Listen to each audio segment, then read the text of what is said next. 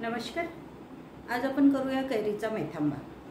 कैऱ्या बघितल्या की जिभेला पाणी सुटते आणि मग आपल्याला कैरीचे अनेक प्रकार करून खावेसे वाटतात. त्यापैकीच एक रेसिपी आज आपण करतो आहे, कैरीचा मेथांबा.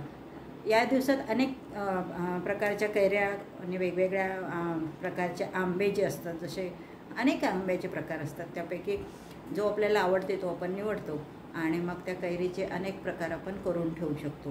या दिवसात भरपूर कैऱ्या मिळतात आणि त्या कैऱ्याला आपण जर स्टोअर करून ठेवायचं असेल वर्षभर, तर त्याचे वेगवेगळे प्रकार आपण करू शकतो. जसं कैरीचा आमसूल करून ठेवू शकतो, कैरीचे लोणचे, कैरीचे मुराबे, कैरीचा साखर आंबा, गुळ आंबा, अनेक प्रकारचे आपण प्रकार करू शकतो. त्यापैकी एक रेसिपी आज आपण करतो आहे, कैरीचा मेथांबा. तर त्यासाठी काय साहित्य लागते ते बघूयात आपण. झटपट तयार होतो असा मेथांबा आणि अगदी चटपटीत मेथांबा तयार होतो. जेवणाची तुमची रंगत वाढवतो. मुलांच्या डब्यात तुम्ही देऊ शकता, थालीपीठासोबत खाऊ शकता किंवा ब्रेडला लावून सुद्धा खाऊ शकता.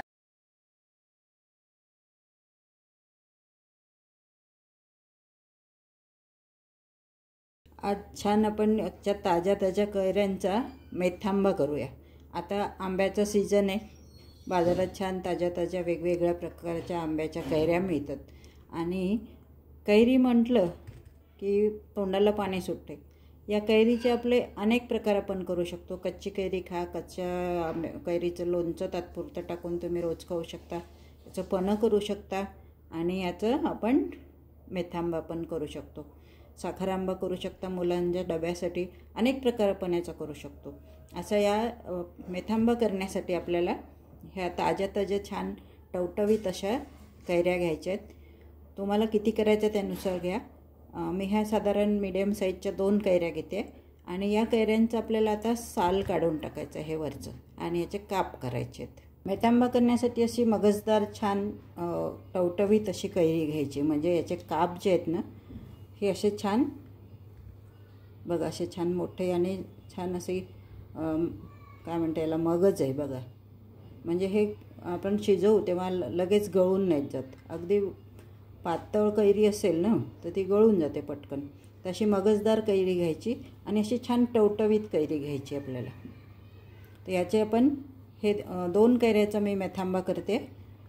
याचे आपण काय केलं आहे की हे साल काढून घेतलं आणि याचे काप केले. काप करताना अगदी खूप बारीक करायचे नाही, मीडियम साईजचे करायचे, म्हणजे शिजवताना अगदी गळणार नाहीत. असे हे काप आता आपण याला शिजवूया गॅसवर. गॅस पेटवून घ्यायचं आहे बघा. अर्धा चमचा समजा एवढं मी तेल घालणार आहे. हे तेल तापेस्तोवर बघा. हे एवढे आपण हे जे काप घेतलेत एक बाउल भरून, तर कैरी किती आंबट आहे त्याच्यावर डिपेंड तुमचा गूळ राहील. कैरी जर जास्त आंबट नसेल तर तुम्ही अर्ध्या प्रमाणात घालू शकता किंवा जास्त आंबट असेल तर तुम्ही समप्रमाणात पण गूळ घालू शकता. मी अर्धा घालते कारण माझी कैरी जास्त आंबट नाही आहे. त्यासाठी आपल्याला 1-2 चम्मच मेथी लागणार आहे, कारण आपण मेथांबा करतो आहे तर त्याच्यामध्ये आपले मेथीचे दाणे दिसले पाहिजे. त्याच्यामध्ये थोडा हिंग घालूया. मेथी बघा, तुम्हाला काप किती आहे त्यानुसार तुम्ही मेथी टाकू शकता. जास्त जर आवडत असेल तर जास्त टाका किंवा थोडं कमी पण टाका. मेथी आपल्याला तेलात होऊ द्यायचे, खूप जळू नाही द्यायचे, फक्त रंग बदलायचा याचा. आणि आता याच्यामध्ये 1 छोटा चम्मच हळद टाकते मी. 1 चम्मच तिखट किती हवं तसं तुम्ही टाकू शकता. आणि याच्यामध्ये आपल्याला हे काप टाकायचे. 1 मोठ्या कैरीला 1 चम्मच मेथी. मी 2 घेतले आहे म्हणून मी 2 चम्मच मेथी घालते. तुम्ही कमी जास्त आपल्या सोयीने करू शकता, फक्त खूप जळू द्यायची नाही आहे आपल्याला. आता याच्यामध्ये आपण चवीनुसार मीठ टाकूया. गॅस सिम करून द्यायचं आहे आपल्याला आणि याला परतून घ्यायचं आहे. ह्या कैऱ्या थोड्या नरम होईस्तोवर आपल्याला शिजवून घ्यायच्या आहे आणि मग याच्यामध्ये गूळ घालायचा आहे. 1-2 मिनटं याला आपण झाकून शिजवून देऊया. बघा, आपल्या कैऱ्या थोड्या नरम पडलेत, थोड्या शिजल्या. खूप म्हणजे गळू नाही द्यायच्या आपल्याला, फक्त थोड्या नरम करायच्या आहेत बघा. आता आपल्याला याच्यामध्ये गूळ टाकायचा आहे आणि मंद आचेवर याला होऊ द्यायचा. हा गूळ पूर्ण मेल्ट होईस्तोवर आपल्याला ढवळायचं आहे. हा मेथांबा तुम्ही करून ठेवला ना तर सकाळी मुलांना डब्यात देऊ शकता नाश्त्याला काही करायचं असेल त्याच्यासोबत तुम्ही पराठे वगैरे सोबतही खाऊ शकता. फ्रीजमध्ये आरामात छान हा 15-20 दिवस राहतो. जेवणात घ्या, पराठ्यासोबत खा. गूळ छान मेल्ट झाला आणि याला आता मंद आचेवर आपल्याला शिजू द्यायचं आहे. मधून मधून ढवळायचं, कारण हा साईडनी लागत असतो, जळू शकतो गूळ. गॅस मंद ठेवायचा आणि मध्ये मध्ये याला ढवळायचं. याला थोडा वेळ झाकून आपण शिजू देऊयात. आपला गूळ पूर्ण मेल्ट झाला आहे आणि छान असा पाकावर आला आहे.